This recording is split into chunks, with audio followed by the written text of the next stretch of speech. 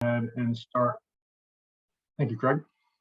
Start moving. And I'm going to start by sharing my screen and then share 3 documents, or actually rather 2 documents and a link in the chat pod. I just want to acknowledge before we go too much further that we have officially migrated from Adobe Connect to Zoom. And this is our first CoC-wide Zoom event, which we're all really excited about, but there is a little bit of a learning curve. So if you would give us a little bit of grace, we're going to do the best we can. And I'm going to go ahead and start sharing my screen now.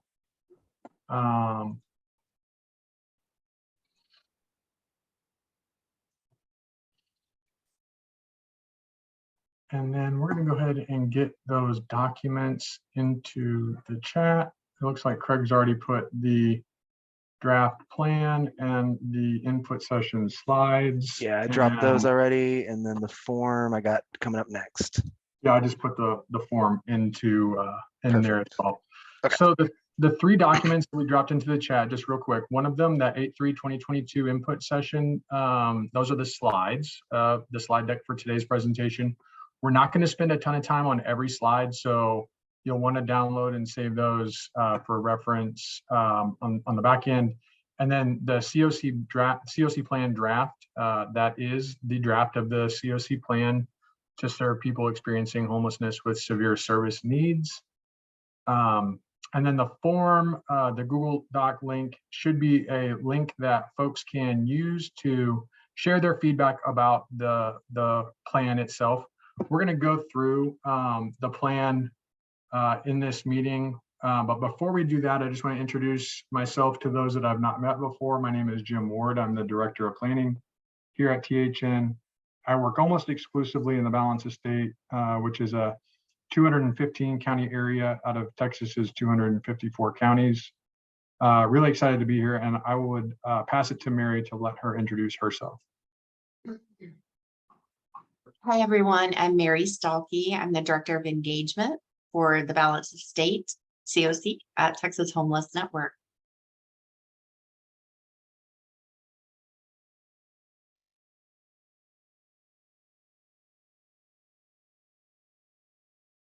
Sorry, y'all.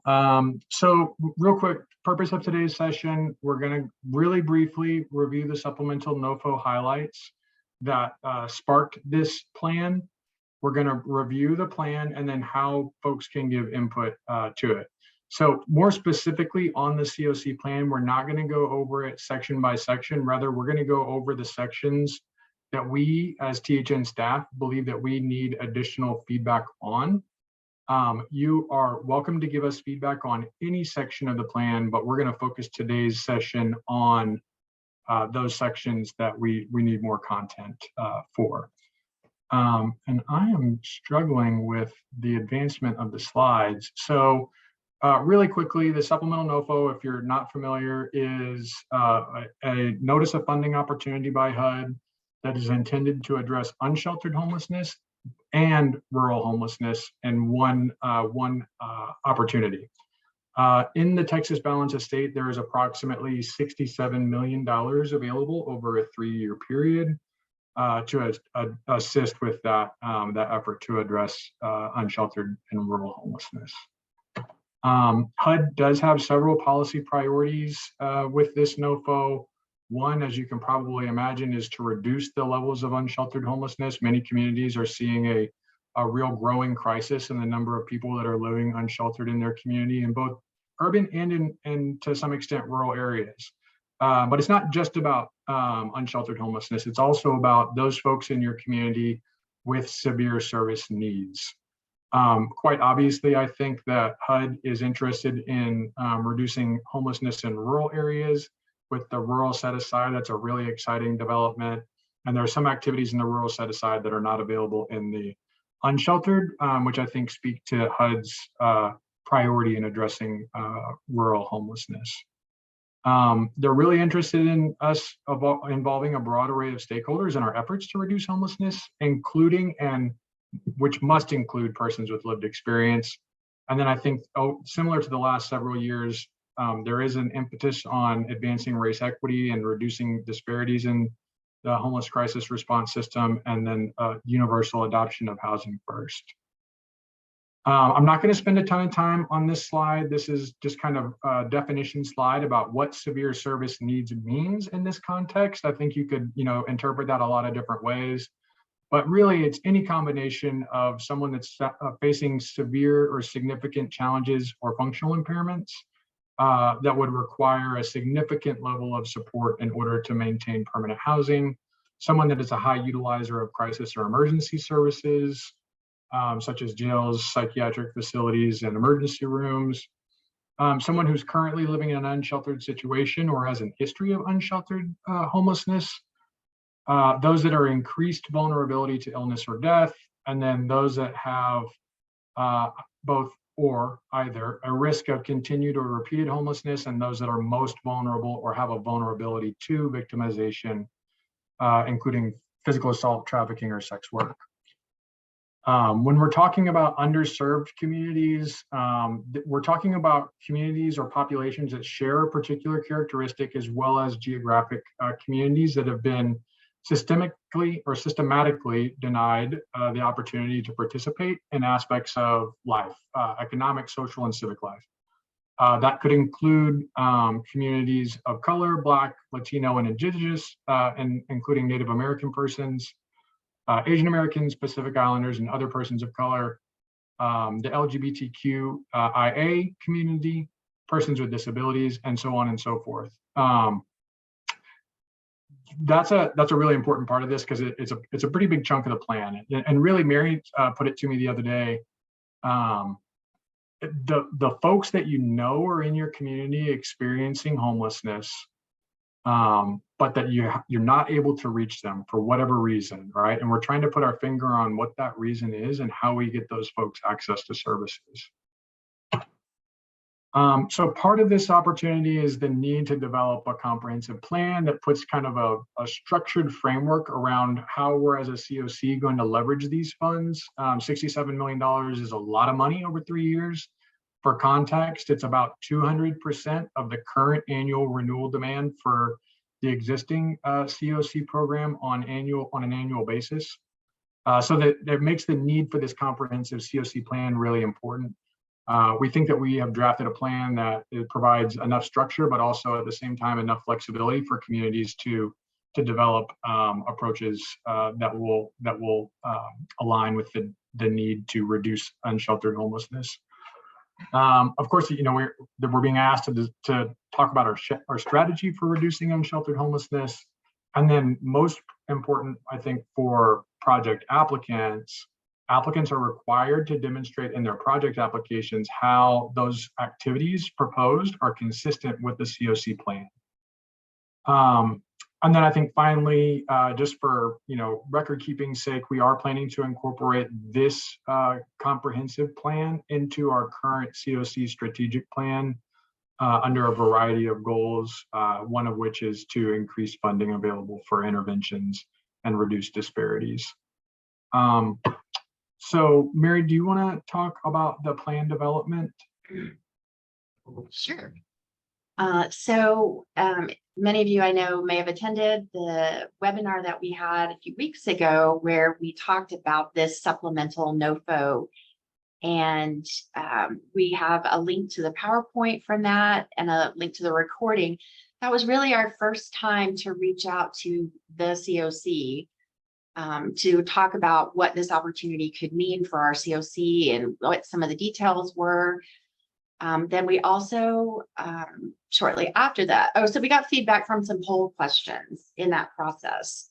And then we put out a survey where we asked some similar questions and also added some questions and some opportunities for people to give more details than, say, a yes or no answer. And so those surveys, so far, we've gotten about 80 surveys. And in the first meeting on the 13th, we heard from about 70 people who gave us their input. So we've heard from about 150 people. So we're really thankful for that participation. Then, as Jim said, we have drafted a plan And it's now on our website, and you can find it there at that link in the public comment portal. Also, we put it in the chat box. And today we are having the input session where you can give verbal input, or at the same time, fill in the feedback form yourself. And that's the link right above that. So that we could get more information about some specific pieces of the plan that we didn't ask enough details about in the first survey. So we appreciate you being here today for that. And then we will talk about the plan again next week at our CoC General Membership meeting during the community conversation time. And that's where we'll actually get more into the content of the plan. So based on what we heard at that July webinar and in all the surveys received, what we're going to hear from you today and from anybody else who wants to fill out a feedback form or the survey, we will have more of a final look at the plan next week. So that is how we're developing the plan. We're really trying to meet the intention of getting as much CoC participation into the development of the plan as possible. So I think then we can go to the next slide to look at the section summary. You'll see there's a bit of an introduction and then a list of priorities. And those are kind of leaning toward applicants who might be applying for funding under this plan, but some of the principles will certainly apply kind of across the board in our CoC as we continue doing our work over the next year. And then the plan sections themselves, as identified by HUD, are the U.S. Department of Housing and Urban Development, who made this funding available. First section is all about leveraging housing resources, or what other kinds of housing resources in our communities are we going to involve in any projects that apply for funding under this supplemental NOFO. And the second section is similar, but it's for healthcare resources. What kinds of resources are we going to incorporate into projects that apply for this funding? And you'll see, so even though those two ideas or practices are going to be important in this competition, we're also going to be recommending them for any future competitions that we have, just because it's good practice and program design to have housing resources and healthcare resources joining with these HUD resources for homeless assistance.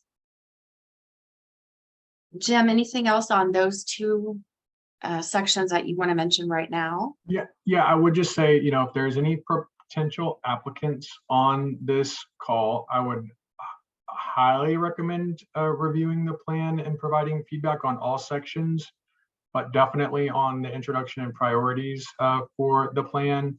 I think Mary said it really well.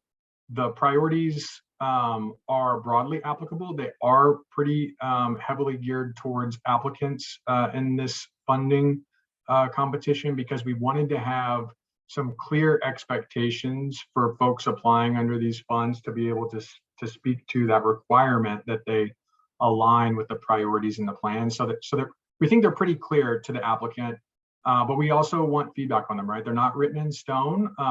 They are based on the feedback that we've gotten thus far from the CoC. For example, leveraging housing resources. An overwhelming number of respondents thought that PHAs and PHA resources would be the most important way to increase access to housing. And I'm kind of paraphrasing the question that was asked in the survey, but I think you kind of get the idea. These are all based on feedback from the CoC membership, as well as our experience at THN as the CoC lead in national trends. So I don't know that there's anything else I would say about A or B. I think what's important to recognize here, and I think I said it before, we're not going to go over section by section in this meeting. For example, we're not going to talk about section D in this space. What we are going to talk about is section C, which is how the CoC uses street outreach or other means to identify, shelter, and house people experiencing unsheltered homelessness, primarily street outreach, and the access for street outreach providers to provide access to immediate interventions, whether that be temporary through an emergency shelter or hotel motel voucher, or through a permanent intervention such as permanent supportive housing or rapid rehousing. I think what might be most helpful is if we just kind of jump into it. I don't know, Mary, if you're feeling that way. I can move us to the next slide and just kind of jump into section A, where we do need a little bit more information from the CoC membership to talk, and specifically more about landlord recruitment. So HUD is emphasizing the need for landlord recruitment strategies. I think all the housing providers on this call can probably relate to this as a need at your agency and in your community. But we're hoping to hear more about what types of strategies you employ at the project level and at the community level. And I wanted to make sure that we said, and if it's not already been said, that you can use the chat to give us this information in this space. You can use the form. You can come off of mute and use your microphone. And if you do choose to, give us information in this space, we have staff that are transcribing both verbal and written comments into feedback form, so that we'll capture all that stuff in one place. But yeah, this is intended to be more conversational, right? I'm genuinely curious. I've definitely heard project level strategies such as, employing licensed real estate agents even in the housing identification and landlord recruitment process. But what other strategies are folks employing? I mean, I'm curious to hear from folks on this call if anyone has any feedback on that or any of the numbered strategies on this slide.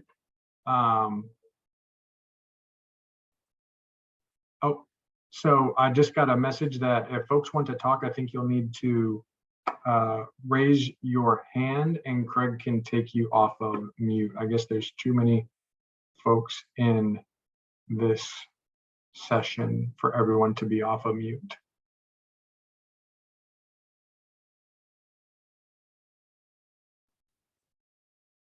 Oh, I like that. So Chesley said, we partnered with our aging and disability resource centers to host a landlord engagement event in April.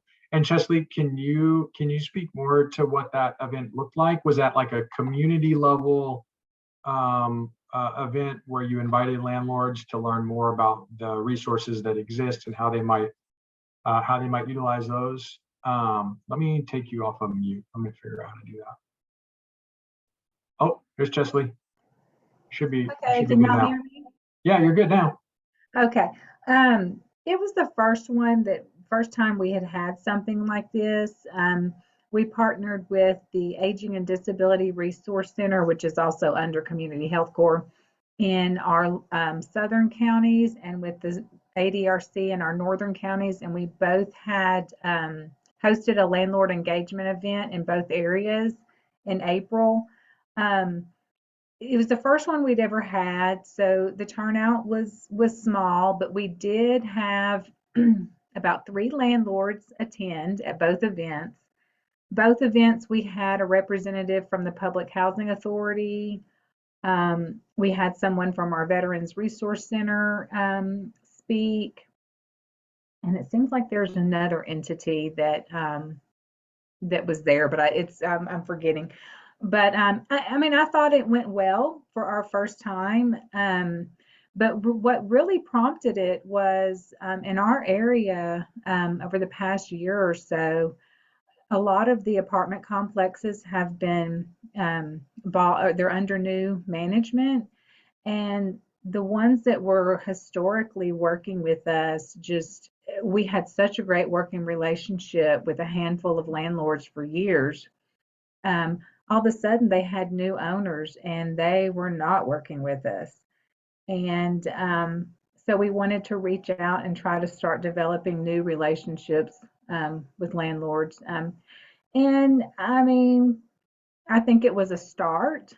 We definitely need to keep at it, but I thought it was a good start, and I thought it showed a good faith effort to the landlords that did attend, that were wanting to develop relationships, and hopefully that they'll be willing to work with folks that are receiving housing assistance or housing vouchers. That those, a lot of the individuals do have a support network that can help, help when situations arise. So, but that's what we did. Yeah, no, that's super helpful. Yeah, that's super helpful. And I see, thank you, Chesley. And I see there's some more comments in the chat. Someone at Panhandle Community Services have started landlord briefings with our housing choice voucher landlords. We started in Amarillo, and I've been rolling out to the rural areas around Amarillo, so Potter and Randall County, and cities are asking to join forces. Yeah, I'm really interested to learn more about that. Audra, would you be willing to come off of mute and share a little bit more? If you're Yeah, able. and Jim, I'm sorry, I want to interject here. Sure. For those of you who are talking, or anybody who's giving feedback by chat and by the feedback form, the more questions that are on the screen that you can answer about what you're doing, the more helpful it will be for us to be able to answer that in the plan. In our CoC, in many cases, we don't have CoC-wide strategies that apply across the board. And so that's why we're a balance of state. And so we work closely with you on the local level to look at what's going on in the local level that kind of then makes up our CoC's strategies. So we want to hear more, and then potentially we'll be developing some CoC-wide strategies with your input that you've given, and then of course with your vote. But just kind of wanted to give a bigger picture view of why we're doing this. Yeah, thanks for that. Thanks for that, Mary. It's amazing that even in a rural-focused competition, the strategies that HUD is asking for are very much urban-centric, and so it's interesting. It's like they're definitely trying. But yeah, Audra, don't want to cut you off there. Okay, can you hear me? Yes. Yep. Okay, we are traveling, and so please ignore any misspellings or cutting it out because I'm on the highway. But anyway, yes, so we basically started landlord briefings, kind of really it spun out of originally that houses were not passing inspections and re-inspections. And so we were sending our inspectors out 1 and 2 and 3 and I don't know, a ridiculous amount of times it seems like to me for landlords who want to get paid. But it really kind of started out of a solution to fix that particular problem. And then it has kind of grown into having new landlords come in and kind of teach them about the program and try to dispel some of those long-held stereotypes that people who are on housing choice vouchers or HUD are terrible renters, or they're dirty, or they're criminals, or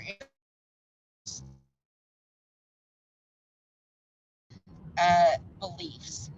And then found out that we were doing them in Amarillo, and Pampa, for instance, said, we basically have 3 landlords, they buy up everything, they're terrible, can you please come and do it for them? And so we've just continued to kind of expand and grow and do and have these landlord briefings, and they've been fairly successful.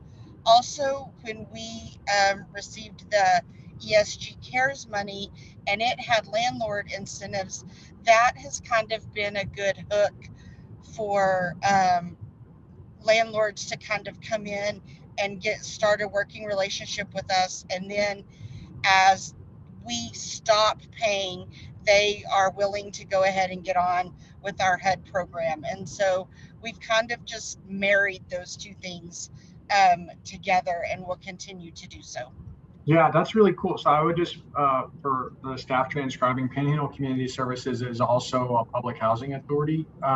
And so that's a really interesting idea that I've not previously considered. So y'all are doing essentially what you would do for your participants in terms of participant briefings, but you're doing briefings for landlords, and that's prior to unit identification. That's just kind of as like an overview of the program, how to participate, how to get yourself, how to make the most of participating in the Housing Choice Voucher Program? Well, it started really with our current crop of landlords so that we would quit having to send inspectors out. And once we kind of got all of our current landlords through a briefing, and then we did it via Zoom for the ones that don't live in Amarillo, because you move to California and you keep your rental property or whatever, Right. And so we really tried to get not only the property manager, if there was one involved, but also the owner of whatever property that is to be involved, so that everybody is on the same page.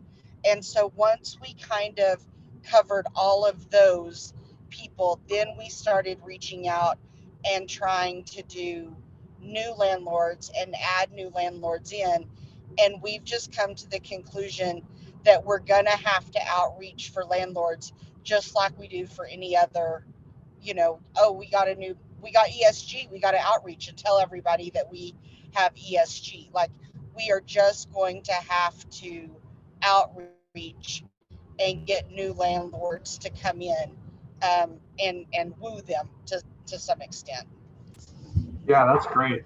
Thank you so much for sharing that. I feel like that's really helpful. And just in terms of the items on the screen, I know you're driving, so you probably can't see them, but I feel like you addressed a number of them, and with some thoughts that I hadn't previously considered. So that's really, really helpful. Well, actually, in full disclosure, my husband is driving, and I'm just watching the webinar. So I am being safe for those of you now concerned. Okay. Well, well, that's good. That. Yeah, happy to hear that. Are there other, I'm looking to see if there's other folks in the chat that have things that they might want to add to this section. So like we've heard from a PHA, we've heard from a nonprofit, both with really, sorry about that, y'all. Forgot that I cannot move my mouse button. Betty K wants to speak. Can we unmute Betty K? I think I'm unmuted now. Yeah, you are. Good. I wanted to touch a little bit on the landlord incentives. We ran into a huge problem here with landlords not willing to take those because they felt that they were being bribed to take people that they would not ordinarily take into their apartment complexes. We switched that around and showed our landlords how to include language in their leases that included administrative fees. So rather than paying incentives, we then went to paying administrative fees. Those are non-refundable. They're part of the deposit. They're just a non-refundable fee. So they are charging someone a little more to come into their apartment complex. I don't really like it because it seems like you're saying to a person, well, okay, you're not quite good enough, but if you pay us a little extra and don't ask for a refund, or we're expecting to have trouble out of you, so we've got money to cover it up front. But I also was very sensitive to the landlords feeling that we were offering them a bribe through landlord incentives to take someone that would not ordinarily meet the criteria for being a resident in their apartment community. So I would caution making that a system-wide strategy, because I know that TDHCA heard that same complaint from some other areas within the state as well when we were working on ESGCV. So we just want to be really careful how we approach that, because it may not be something that all of us can do. Yeah. So No, that's a great point. A great point, Betty. And there's a question from in the chat about where you're from, and I don't want to disclose your location without you. Are you? I'm with the Salvation Army in Grayson County, and we serve Grayson, Fannin, and Cook counties. So just north Denton. Yes. Yeah. Thank you for that, Betty Kay. And I think this, that's a really good point, right? Like the flexibility that's needed for something like this at a balanced estate level is really important. So I appreciate you saying that. And I have heard that from others as well. And I've also heard from other folks that it's working really well as their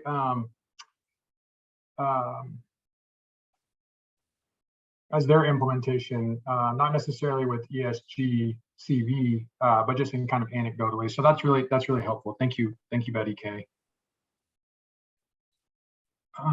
Any other thoughts on the landlord recruitment strategies?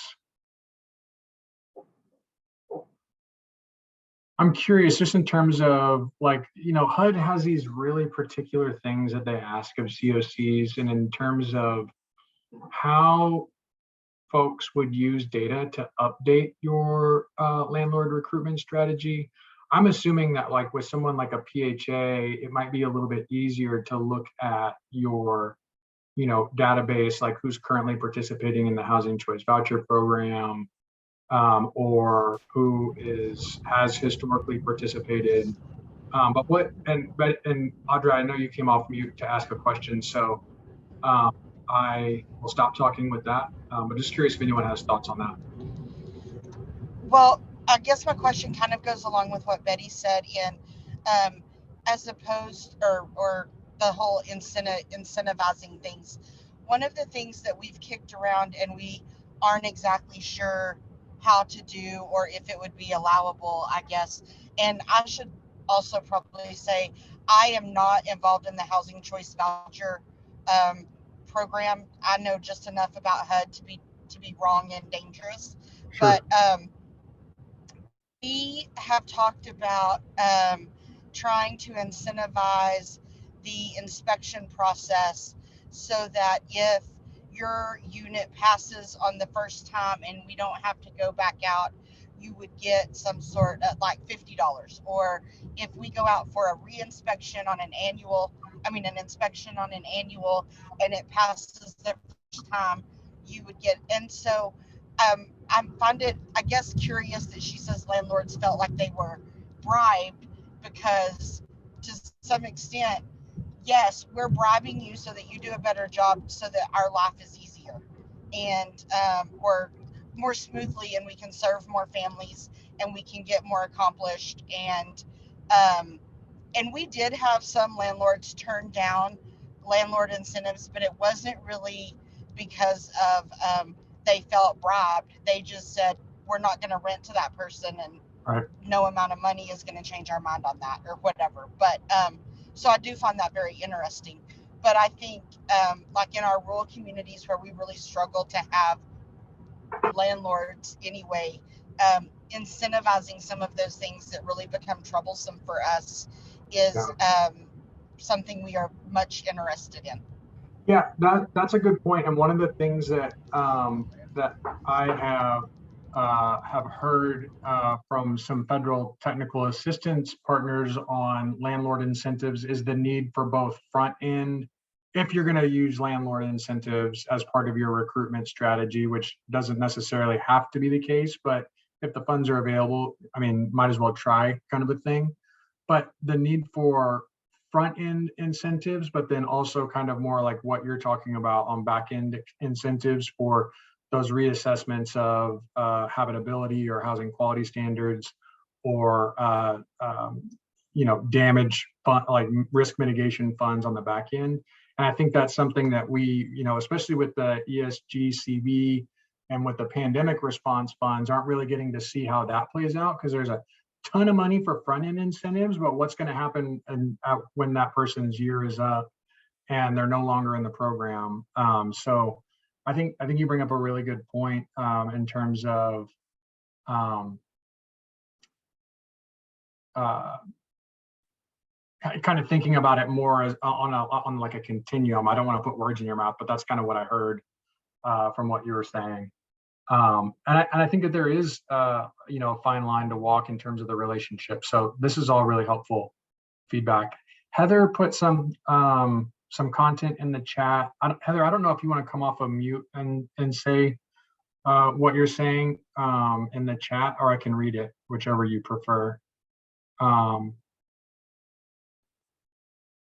And also, folks, if folks want to make sure that everyone can read their responses, they'll need to set the to button on the chat pod, change that from hosts and panelists to everyone, and then everyone will be able to see what you're chatting to THN staff, if you want to do that.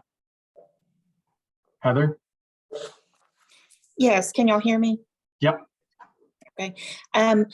I work in Grayson County also, and I work at a nonprofit that serves victims of domestic violence, sexual assault. We have a lot of overlap with our other sheltering agencies in our community. A database of landlords and agencies that work with those low-income, shelter-insecure people could be extraordinarily helpful.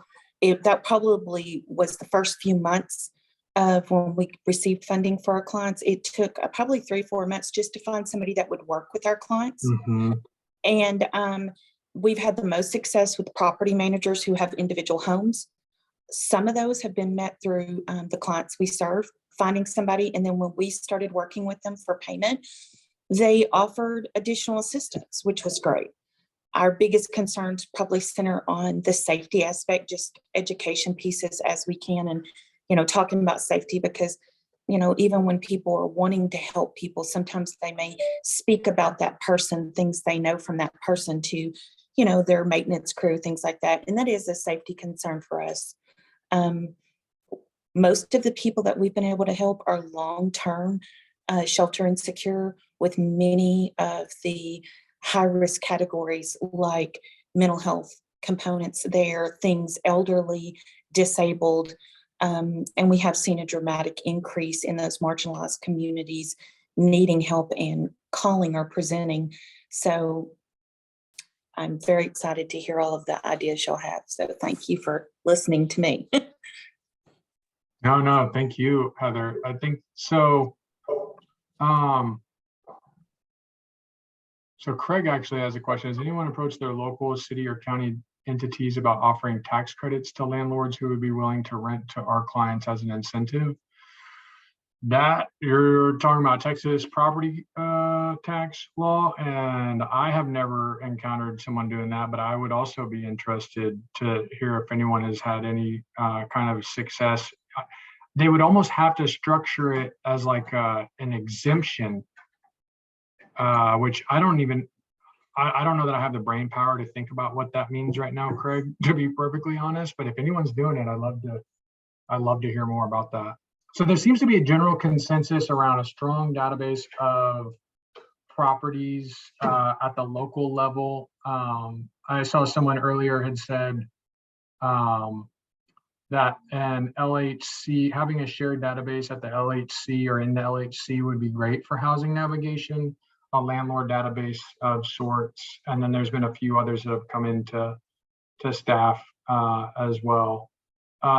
More counties said no. I'm assuming that's probably talking about the tax exemptions or tax credits.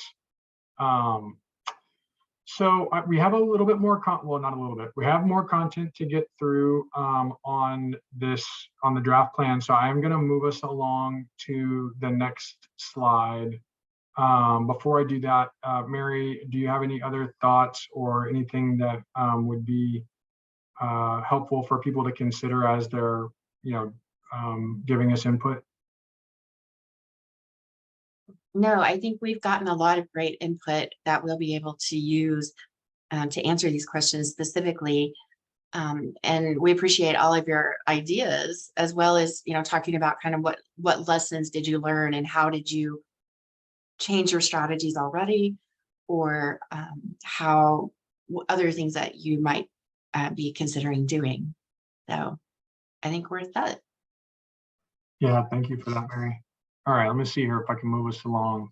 And can I also just say, as a THM person, like we've been using Adobe Connect for the last 3 years, and I think this is the most engagement verbally that we've had in a really, really long time with this many people. So thank y'all so much for participating in this. And it makes me happy to hear people's voices instead of us just like talking at y'all. So I hope we can continue to do that with Zoom. So we're not going to talk a ton about Section B. I think we can all kind of agree Texas is not a great place for healthcare. There are some resources probably available to you locally through your LMHA or federally qualified health centers that could be leveraged.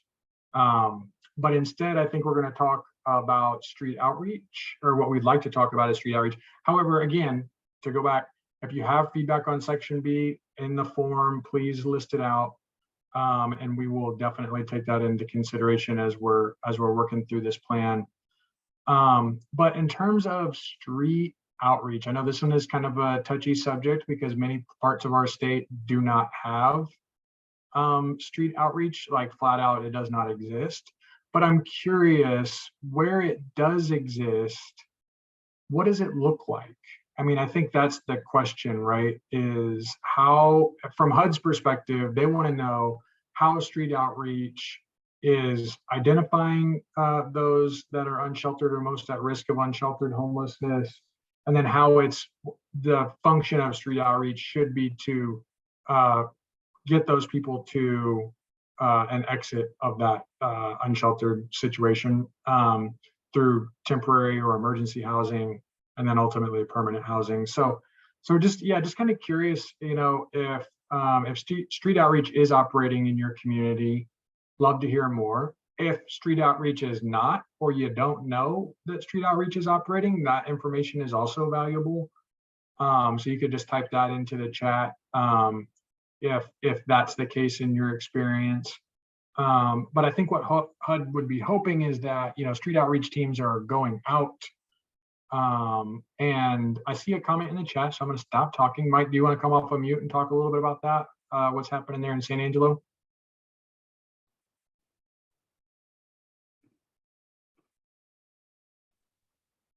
right, can you hear me?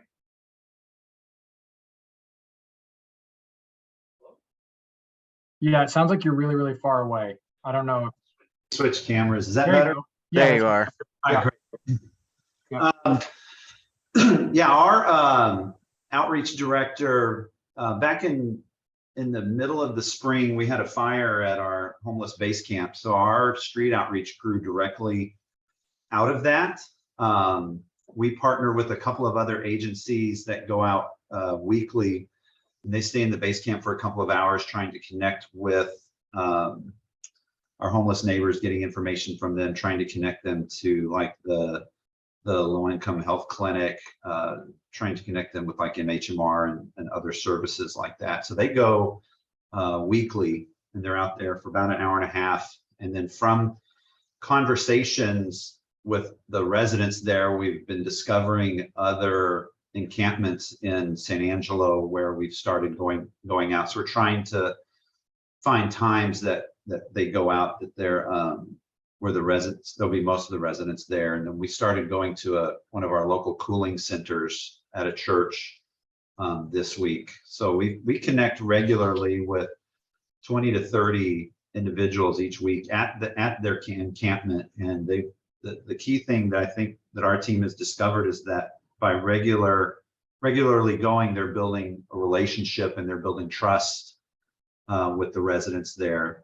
It's not these outsiders that are coming in just with, cans of food or whatever. We're actively trying to connect them to services. And then kind of what grew out of that, a couple of months ago, we started doing we're calling it a homeless navigation day, where at our agency, partnering with nine or 10 other agencies for direct services on that day. So our local transit authority and some churches work at transporting the neighbors to our facility, to our offices. We have people there that are working with them, filling out forms for SNAP, things like ID and birth certificate forms. Our local Lions Club was there doing eyeglass screening and getting eyeglasses. We had some barbers there giving haircuts. Our health clinic has been there doing like diabetes screening and blood pressure screening. Our building has a counseling service in it, and so we've had homeless neighbors be assessed and get into their program that very day. And we average around 30 households each of those days of people coming through and getting services offered that direct day. So we're super pumped about it and are looking for ways to kind of grow that so that we can reach more people. Yeah, I really like that. So am I understanding correctly that your transit authority is actually going out into the community and finding folks that maybe otherwise would not be able to or unwilling to come to your outreach events and then actually bringing them there? Is that right? Yeah, so cool. Our transit authority is one of our partners, and then we have a couple of churches that do it as well. And so we kind of created kind of a loop between the camp, us, and then our YMCA. A couple of times ago, the YMCA had shower passes, so they would, and we would, our outreach would go out a few days before, say, in 3 sleeps, this is going to be going on, so be ready. And so they would, if there was someone there, the transit could pick them up, bring them to us, and then when they were through, we had meals, breakfast and lunch for them also. So when they were done going through our any of the services they needed, they'd get back on the bus, go over and get a shower, and then eventually back to their encampment. Oh yeah, that's really helpful, Mike. And it sounds like it's working for y'all, especially if I think in your comment you said that each time there's about 30 individuals, so that's really cool. It is, and we're looking at. We had conversations yesterday about what if we had our own bus where we could take the navigation day to them, where it goes, instead of having. That would be really cool. We had a bus that had 6 stations in it for people to do the IDs and had internet so they could get on. We could get them with Snap and that kind of thing. But yeah. How frequently did you say that this is happening? Is the events are happening monthly, but the outreach to the camp is happening on a weekly basis? Yes, both correct, both of those. Okay, cool. Thank you for that. So there's been a couple of other comments. I know Gail wanted to come off mute and talk about what's happening in Victoria. Well, presuming you're talking about Victoria, since there was a response to Kim. But go ahead, Gail.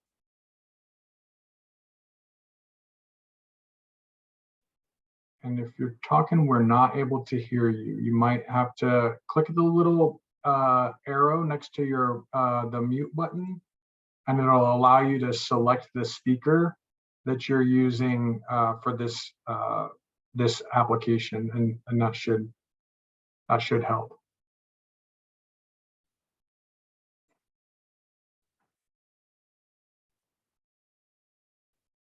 So Betty K, I'm just going to summarize what Betty K is saying. It's not happening in Grayson, Fannin, or Cook counties on an organized basis. Our homeless encampments have to work hard to stay hidden from the police, and we know that police are responding when landowners make complaints. It has been our best shot to encounter people at the local soup kitchen. We have explored having a monthly one-stop program with many different service providers available on that day at the soup kitchen. Funding is an issue. Yeah, for sure. And I know, okay. I think that's kind of, oh, Gail, are you there? Can you hear me? Yes, we can. Okay, yes, I am from Victoria County, and I actually work with Kim Pickens. We have a community resource center that we do every week on Mondays and Wednesdays. And basically we bring all of our community resources together in one place, and we serve the needs of our community members. It ranges from helping them replace identification like their driver's license, birth certificates, help assist them with filling out applications for apartments, SNAP, just a range of things. And we actually, like she said, we go to our local Salvation Army and also to Christ Kitchen, which is a place where they feed people daily. So we take our community resource center there so we can, and it's basically to meet our people where they are, and to address those barriers where people may not have vehicles or may not have the access to these work resources on a daily basis. And so Kim works for United Way. I work for our local public health department, and we have like other agencies as a part of it, like CoC, which is our local mental health agency, and we just are there to help address the needs of our community members who may not necessarily have access otherwise. Yeah, that's great. And does that happen, or is that primarily for the folks in Victoria County, or does that catch the people in the counties around y'all as well? And is there ever like campsite outreach, or are they like great? Are y'all kind of like Grayson, where folks have to stay pretty hidden and maybe it's unknown where folks are staying? It's camp outreach too. We pretty much go where we're needed. We do a lot of outreach. We have a pretty big group to where we're able to do outreach on a daily basis as much as we can. We actually not all of our grants, but a lot of our grants serve the seven counties within Victoria. So it's outreach to anybody is welcome to come and service everybody within, like I said, the 7 counties. That's great. Thank you for that. So I think I addressed it all. I know Kim had a noisy background, so I don't know if she wanted to add any more. Yeah, it looks like she's putting some stuff in the chat, just in terms of the outreach to campsites and that sort of thing. And then in terms of like the predictability of folks that are staying out in campsites, do y'all have like a scheduled time that you do that, or is it just kind of as like ad hoc, or how does that part work? And maybe Kim's a better person to answer that. No, we don't have a scheduled time. No. Honestly, it happens all day throughout the day, even after hours. If someone says there's a need that needs to be met, we actually have a CHW conversation that goes on where we're able to stay in contact with each other, and if there's a need that comes up, someone is always available or try to be available to address those needs. So it's not a set time that we do it. Gotcha. Okay, that's really helpful. Is there any, I just want to be mindful, I think we have a fair amount of content left that we wanted to try to get through with y'all. So if there's other thoughts on street outreach, we would be happy to hear those. I saw that there was some comments from the east part of the state that, street outreach is not really happening in the Longview area, but I think that's kind of, again, there's vast parts of the state where there's no formal or organized street outreach. And so I think that's going to be, this is an excellent opportunity for communities to address that gap in their system. But I'm unfortunately not surprised by that. And I think that there's a lot of, it's tough without funding to get organized and consistent responses happening. So, interesting. Hey, Jim? Yeah. Sorry, I just want to ask if anybody has anything to add about questions 5 and 6, like how you're especially trying to engage people with the highest vulnerabilities, and if you're using any culturally appropriate strategies, which HUD does not define. So I think it's okay to talk from what you think culturally appropriate strategies are. Thank you for that, Mary. Hmm.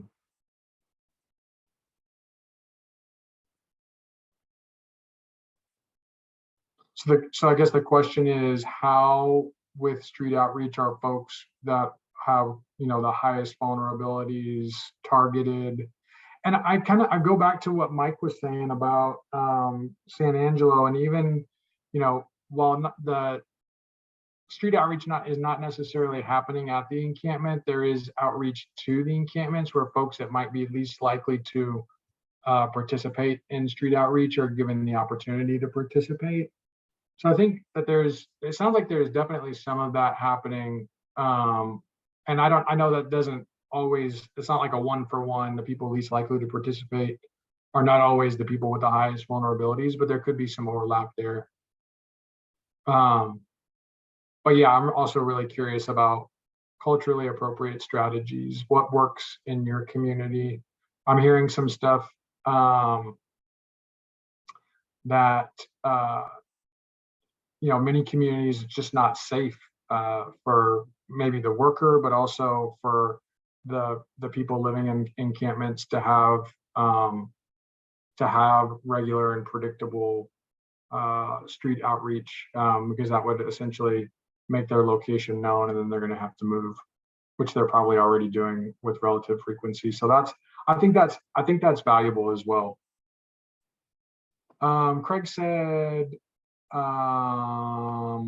what did the VI SPDAT count for number 5? I think, we would look to street outreach to involve the coordinated entry system. I know that probably not, I guess I don't know. Are the folks that have spoken so far today, is coordinated entry a part of the street outreach strategy, or are folks actually doing assessments with John's doing them in Abilene, Mike's doing them in San Angelo. So folks are getting assessed and prioritized using coordinated entry in those communities.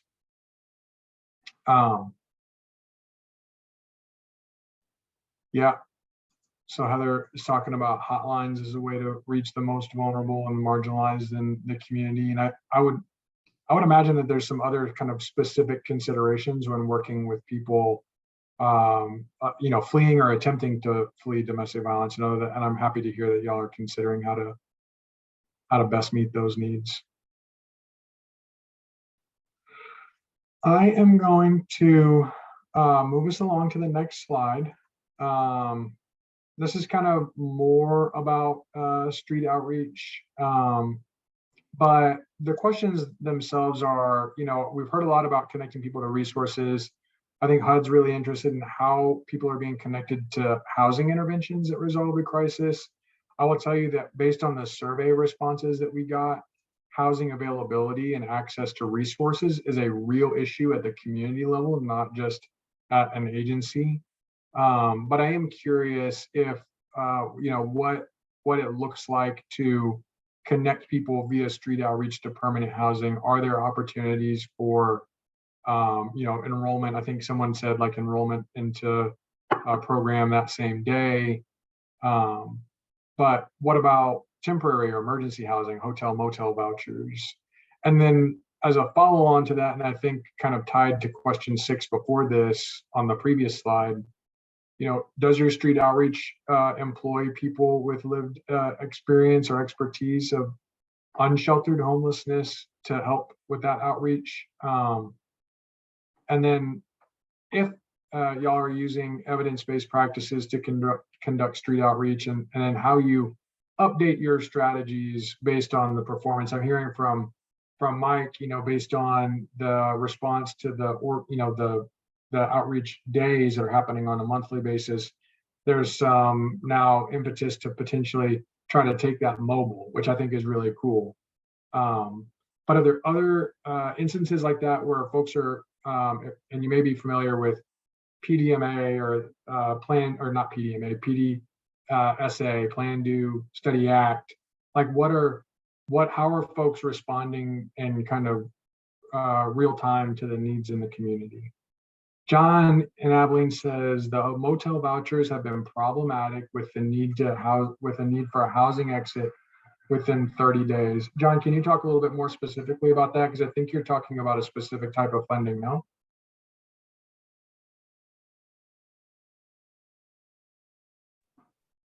I mean, I am talking a little bit about like in the VA SSVF type funding, but we kind of gradually adopted that premise for all populations, because what we saw was that we had a high number of our neighbors utilizing that voucher process, but just continuously going from one organization to another organization, getting vouchers and not moving into a permanent housing situation.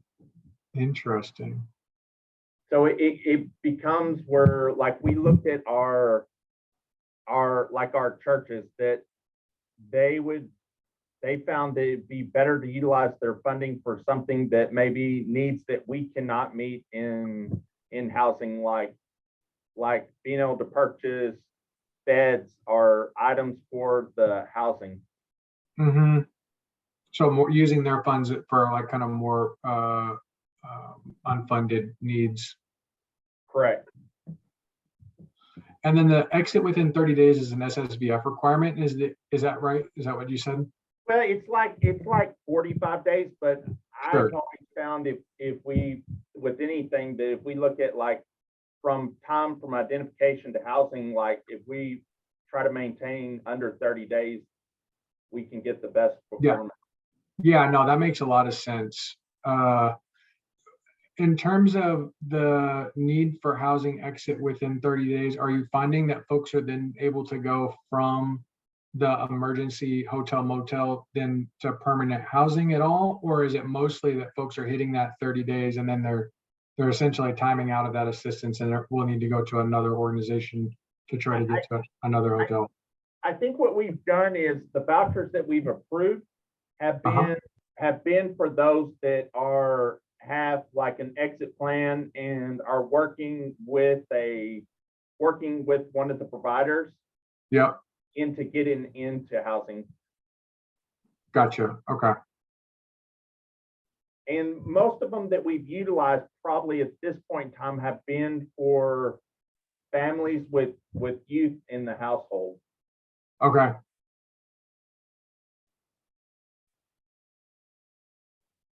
That's great. Thanks, John. Because we tend to have a lot of kind of weekly stay places that people kind of cycle in and out, and we have a small portion of our population that will stay in that setting and just continue to cycle in that. Right. So they're doing like a pay by the week motels and then we'll not have a place for a week and then do it again, or do it a couple of weeks of the month. Right. Yeah. So like they're calling for that voucher, but they're not ready to engage the housing system. They're just needing that voucher to get from that week that they don't have to that following week when they do have the funds. So it's interesting to me though too that y'all are basing your strategy around the USICH. And for those that aren't aware, John is in Abilene. They've been working to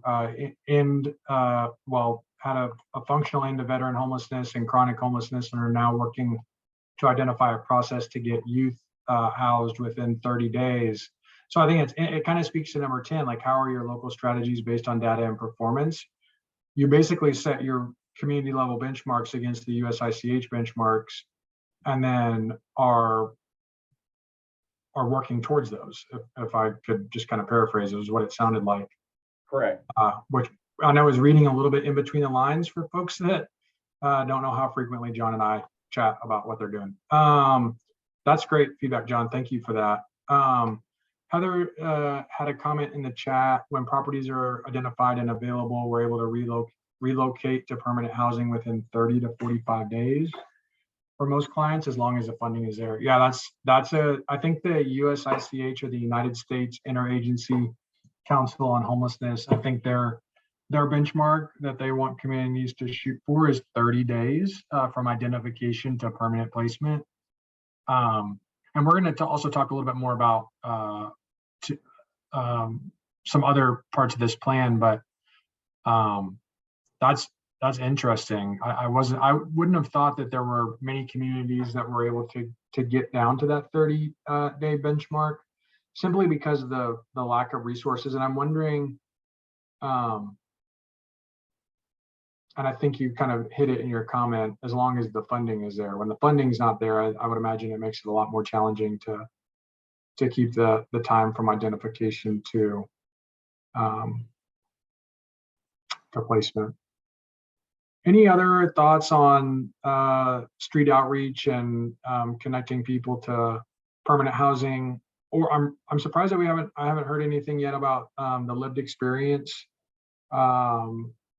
question, primarily because in the survey responses, a lot of folks, which we're really excited about, identified that they hire people with lived expertise. But I guess I'm curious in terms of lived expertise and as it relates to street outreach.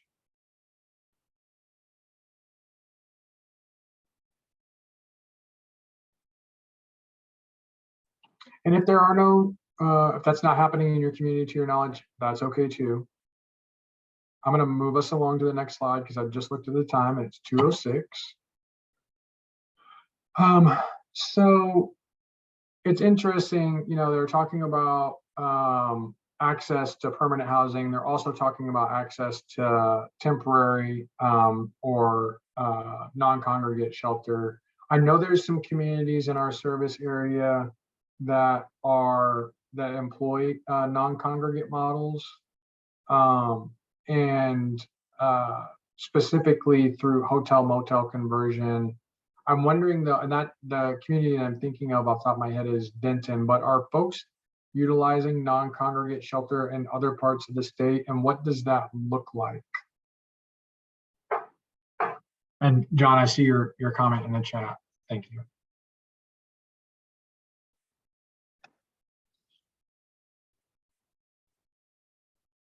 Oh, wow.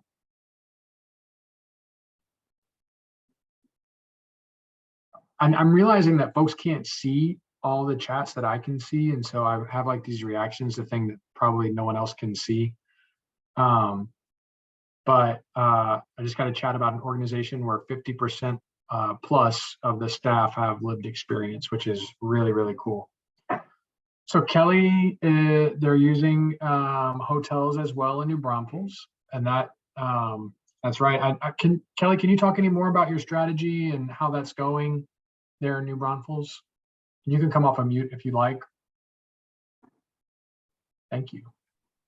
Well, basically, we're using hotels because we don't have a building. So, but we are renting 25 rooms of a 40-room hotel. So the awkward part of that is we're sharing it with other hotel guests, which sometimes are either have exited our program or entering our program or would like to enter the program. But we have found that it's been helpful. I think the only thing that we've had to do is have them change rooms every couple of weeks so that they continue to stay motivated on working toward housing instead of like taking a deep breath and then becoming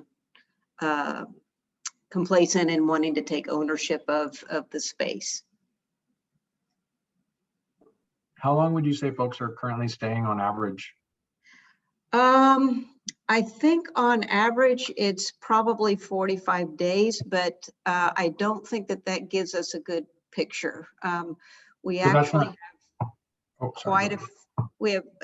quite a few that are staying much longer and like months. And the problem is the very low supply of housing, not even just for us, just in general, and then trying to get them connected, particularly those who are of retirement age or have disabilities, but are not yet connected to disability income. Yeah. And this is also relatively, like, this strategy is also relatively new for New Braunfels, right? How long have y'all been doing this now? 18 months. Yeah. And then how do folks get connected to the hotel? Is it through like self-referral? Are y'all doing any type of street outreach to identify them? Are you accepting referrals from other organizations? I should know all this, and I feel like we've talked about it all before, but. Oh, no, that's okay. There has been some street outreach by one agency. We actually would like to see that expand. And so that would be something we'd want to build into future applications. But the members of the Homeless Coalition all are aware that we're there. Both the hospitals in the community are aware and often refer. The jail system refers, law enforcement refers, and word of mouth has gotten out just among those who have experienced chronic homelessness. So they are telling each other where to find us. And then would you say that our majority of folks, are they going on to permanent, or are they they're having to find some other situational accommodations or something? Like what, you said on average maybe around 45 days. Are those folks exiting to permanent housing, or where are they going after that? No, I think that's where I think that number is deceiving, because there are some that are staying with us significantly longer, and in fact we're kind of using it as shelter/transitional because there isn't something else, enough permanent housing in place, and the housing authority currently has a 5-year waiting list, and other subsidized housing by other nonprofits has a 1-year waiting list. So it's we don't have a whole lot available, but there are others who are just exiting again to the streets. And so we are working on building in more on the front end, where we're helping them engage with us more strongly and more quickly, so that we can hopefully reduce that number. Gotcha. Thank you for that. I feel like we should talk more about what's happening in New Braunfels, because I'm really interested. Y'all are just up the road. In terms of the lessons learned, what specific lessons learned do you feel like you have, Kelly, from this experience, either through, I know, New Braunfels Housing Partners as an organization, or with the things that y'all have talked about at the coalition? Are there any things that, if you wanted to replicate, that you would potentially do differently from the beginning? It has been very helpful having a healthcare provider that is providing services on site. And we want to continue to strengthen that, and to have a mental health team on site. The mental health team is adding a peer support specialist. Actually, one of our staff is leaving us to move into that position. And I think that that's really gonna to help engage people more quickly. I think the thing that we would really like to add is more services for substance recovery. I think that that dual diagnosis has been the hardest part, I think. And then making sure that we continue to keep that barrier low, even for those who leave and then try to come back. I think sometimes we start raising that barrier inadvertently, and working to try to keep that lower, I think, is the biggest thing. And then some of the things that you've already been talking about, like if we can't increase, or find more affordable housing, do we need to get to the place where we're just building our own? So Yeah, something you said though was just, it resonated with me about the co-located mental health and physical health services. And I just shared an article with Mary yesterday. There was a journal published like on last week. Should probably put that in the newsletter, but it was about service enriched non-congregate housing is kind of a really promising model coming out of the pandemic. And I see someone else in the chat, great job of having mental health care and healthcare on site. I think that would be what we would hope for non-congregate shelter. Easier said than done, so kudos to you.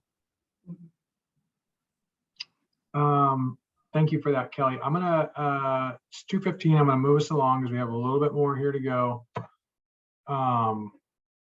Thank y'all so much for your participation, and this is, it's just really, really helpful. So this is still talking about street outreach, by the way, and I know it looks very similar to slides, a couple of slides before this. HUD likes to do this thing where they ask almost the exact same question, but just in a different enough way where you're like, wait a second, I thought that I answered that question, but did I actually answer that question? And so I hope we're not doing that to you. But the question is really intended to kind of get more towards that community strategy for permanent housing. And I guess one, you know, how that incorporates a housing first approach, but how access is low barrier and culturally appropriate, again, without a shared definition of what culturally appropriate means, but how y'all are targeting those resources to folks that are living unsheltered. I would imagine that those are also the folks that kind of get the most attention from, you know, cross-sector partners. But are there any strategies that folks are employing to get folks that are currently unsheltered into like directly into permanent housing as like a target? I know that happens, but I'm not sure that it's happening in like and maybe intentional way is not the right word, but as part of like project design or in a strategic way. So yeah, adoption of housing first for street outreach. I think Kelly kind of touched on that for the non-congregate shelter piece, but low barrier, culturally appropriate access for those that are unsheltered. And then again, anything that y'all have done basically since the beginning of the pandemic, which seems like a lifetime ago, around trying to increase access to permanent housing for folks with histories of unsheltered homelessness, I think would be valuable to us in terms of thinking through what strategies should exist, and again, the flexibilities that need to exist from community to community. I think based on the feedback that we are getting from the survey, the overwhelming response is there's no housing. And I think that this is an opportunity with the NOFO itself to potentially change some of that. But the important thing to remember is that, you know, it's not in most cases going to build permanent housing, because that's not an eligible activity under the unsheltered set aside. So it's going to essentially turn into more vouchers in a community, and with a limited housing stock that will ultimately increase the competition for those vouchers. And so it's going to be really important for both the CoC to have a strategy around this, but also the applicants and the folks you know, that are working on these project applications, and as we work to implement this plan over the next few years. So I feel like I've just been kind of talking at y'all for a little while. I'm monitoring the chat to see if anyone has any thoughts on any of this stuff. And if not, that's okay too.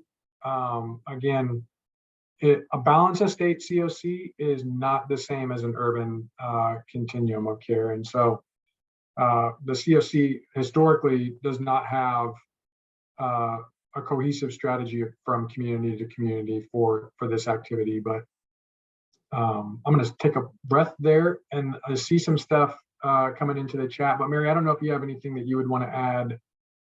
Heather type some stuff into the chat that I'm going to read real quick.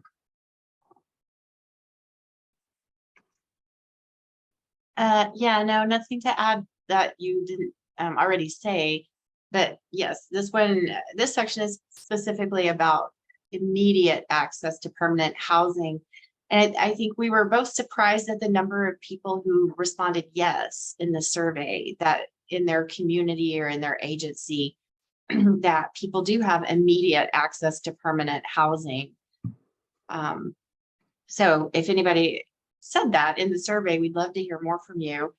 Also, I know one person made a clarification that their program design is to provide immediate access to permanent housing, but because their program is full, that they're not always able to carry out that immediate access. So I thought that was a really great nuance to the question, nuanced answer to the question.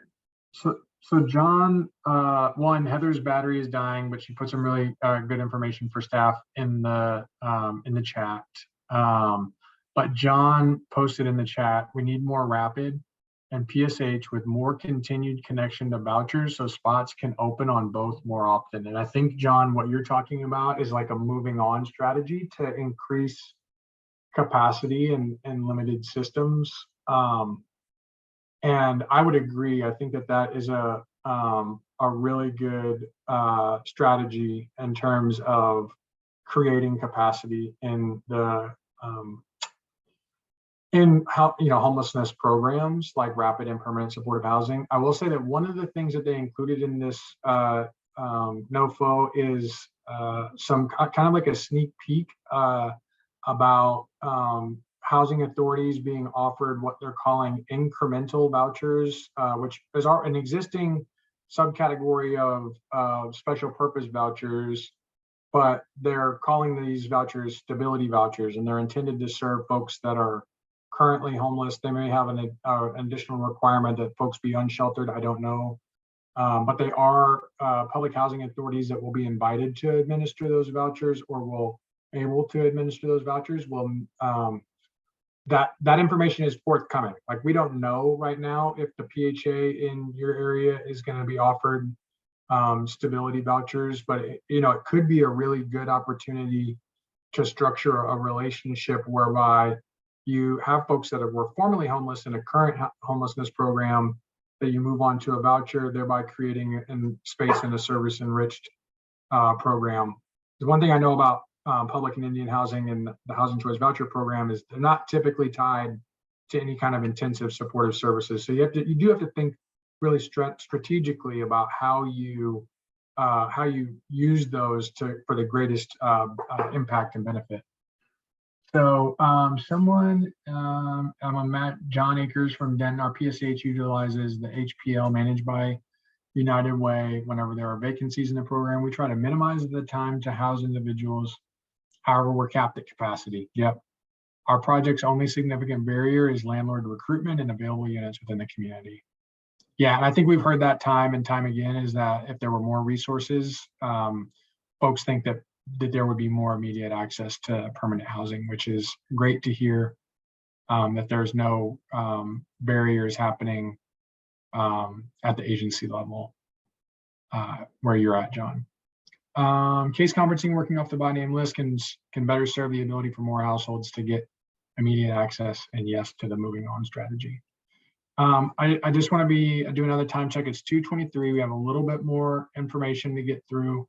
So based on the feedback that we have received thus far, there is a pretty, in some ways we have great feedback in terms of like mirroring the point in time count. The hope would be that the feedback that we receive that we incorporate into the plan will mirror the point in time count. And so we need more input from folks, right?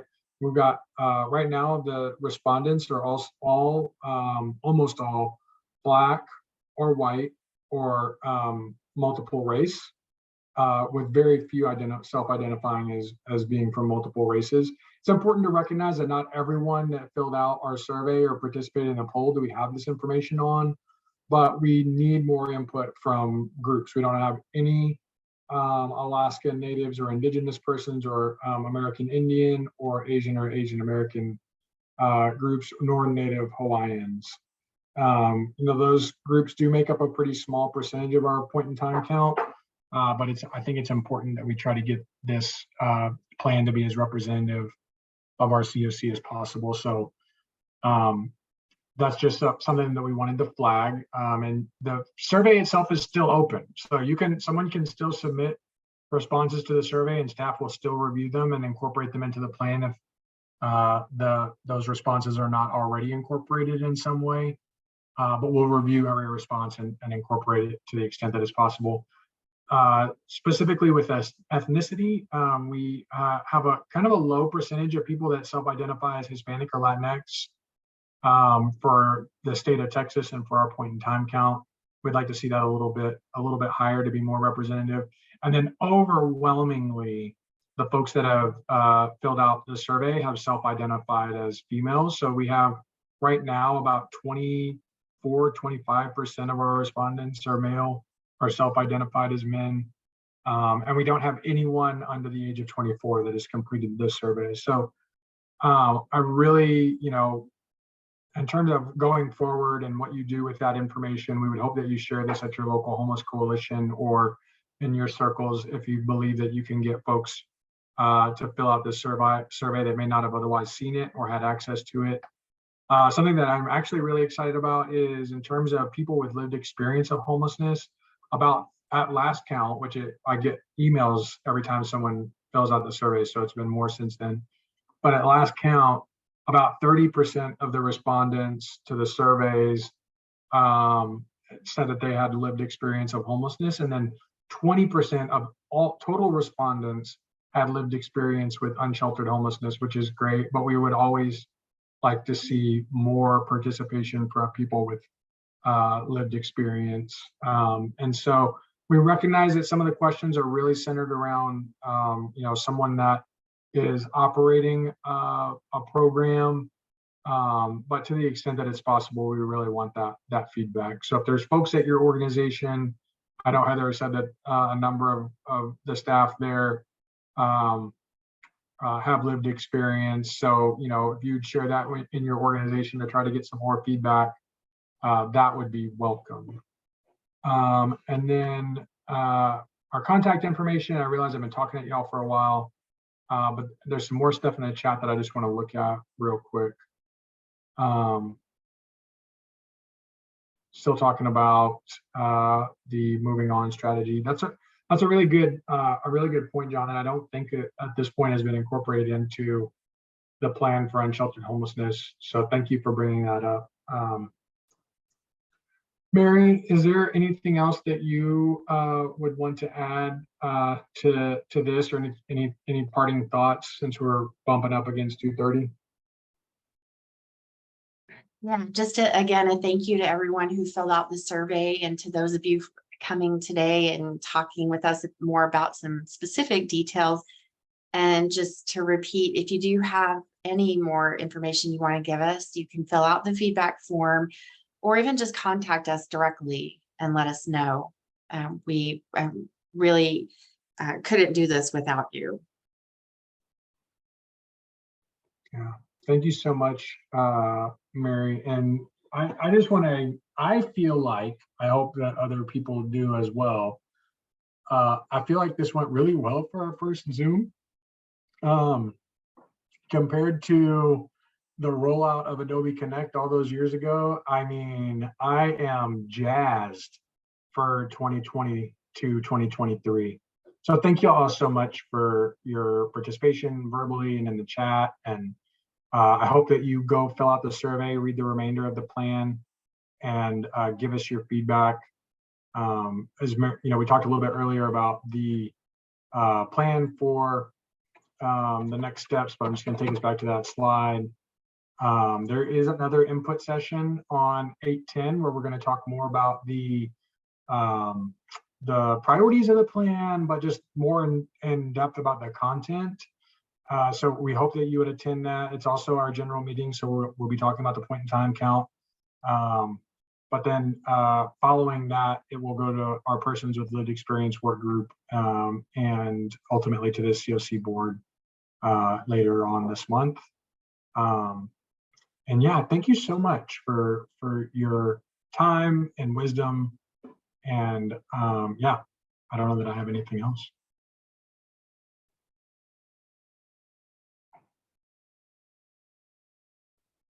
Gotta keep my eye on the Yes, chat Kelly, for a we can second. identify with that. Wait, what was it? Kelly says, I have too many hours in Adobe, LOL. I'm glad to be with something more human friendly, for sure. Oh man, this has been so nice. I just can't even, like, I don't know. I really enjoyed it. Thank you, Gloria. Thanks, everyone.